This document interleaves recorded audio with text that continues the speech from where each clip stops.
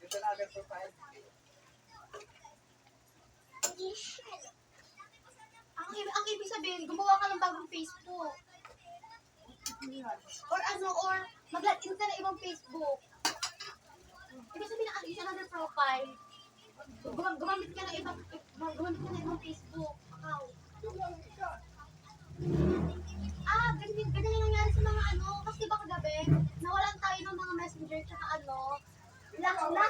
lahat tayo nilag out, tapos titignan kung wala login mo ulit, alam mo yung password niya. Uy, nagpun mo. Nalagin mo na, alam mo yung password. Pero alam mo yung password niya. Nilagay ko lang, pero ay pa rin. Nilagay mo na yung password mo. Para malagin mo. Para nga malagin mo, nilagay mo yung password. Oo nga, nilagay ko lang yung password. Ano na? Ilang na kanan. Baka mali password mo. Nilagay ko mobile number ko na. Password, nilagay ko.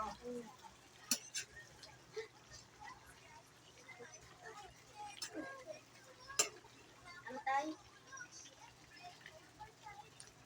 Ano pa nakatingin sa iyo?